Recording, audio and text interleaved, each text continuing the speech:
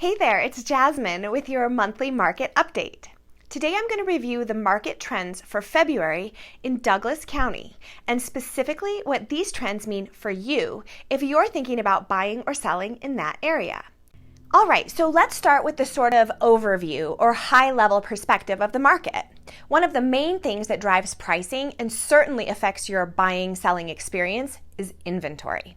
In Douglas County, we currently have a 2.43 months supply of inventory. This means that if no new homes were listed, it would take just under 2.5 months to sell all the homes on the market. We typically say that 4 to 6 months inventory is a balanced market. Less than that means that there's not really a lot of inventory, and so that can drive the prices up, making it more of a seller's market.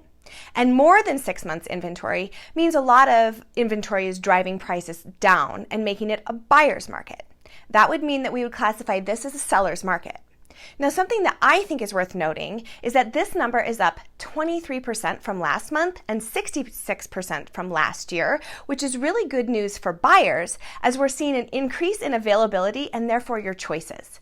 And if you're a seller, I'd really think about the advantages of selling while there's less inventory. So the biggest thing people seem to want to know is price. First of all, keep in mind that the numbers I'm reporting here are for all types of residential properties, meaning this includes townhouses, condos, multi-level homes, as well as the single-family residence.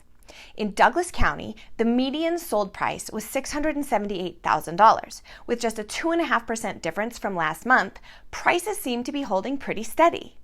And I personally think it's pretty interesting to compare this to the average for the rest of Colorado, which is $584,000, and the rest of the nation, which is $415,000. The list to sold price percentage is another area of interest. In Douglas County, this is an impressive 99.3%, which means that homes are selling very close to their asking price. This is great news for sellers, as it shows that there's still a strong demand in the market, and it really speaks to the accuracy of pricing reflecting the actual market value. And then days on market, a pretty important number for sellers as they try to navigate how long they can expect it to take for their home to sell. The median days on market for Douglas County is 42 days, which is relatively fast compared to other areas. And this number is down nearly 20% from last month, which means that if you are a seller and your home is priced right, it's likely to sell quickly. Now on to interest rates. Oh, interest rates. Okay, so in February, we saw interest rates in the mid-6s and low 7s depending on the type of loan.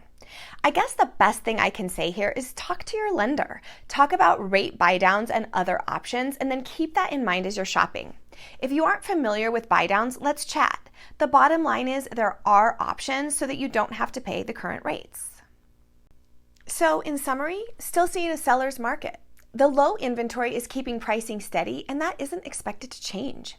As we enter the spring market, everything tends to pick up from a seasonal and historical perspective. So with that in mind, it wouldn't surprise me if we see even greater demand as more buyers start to venture out, creating more competition and thus higher prices and even multiple offers and bidding wars.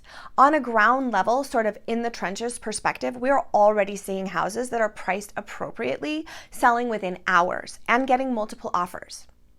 So, for all of you sellers, I'd suggest getting the house ready and meeting with your realtor soon to put together a plan. And for all of you buyers, here's the thing. Even though I've mentioned several times that this is a seller's market, there isn't a lot of indication that that's going to change.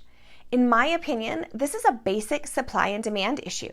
And for the foreseeable future, at least in Colorado, more people want to live here and own a home than the number of available homes, which, as we've discussed here and in other videos, keeps housing prices steady. That doesn't mean that things might not become more and more balanced, but I would not be waiting for prices to fall, for the market to crash, or for a huge swing to take place and make it a buyer's market. What I would suggest is figuring out if you can get into a home now, before we see the influx of new buyers, before the spring market's in full swing, before interest rates drop, which means we will definitely see more competition. All right, so lots of information in a quick down and dirty sort of way. I know it's a lot to digest, so reach out to me if you have questions or want more specifics about what this means to you and your unique situation. And whether you are buying or selling or both, if you want to know more specifically about hidden opportunities or how to really leverage the current market, reach out to me for a free market evaluation or to just chat about your options. No pressure, just a chance to get more information and get a better idea about what the market conditions and trends mean for you. I promise I'll always give you honest information so you can make the best educated decision for you and your needs. My contact information is below and I would love to hear from you. Otherwise, feel free to check out my other videos and I'll see you next month with an updated report.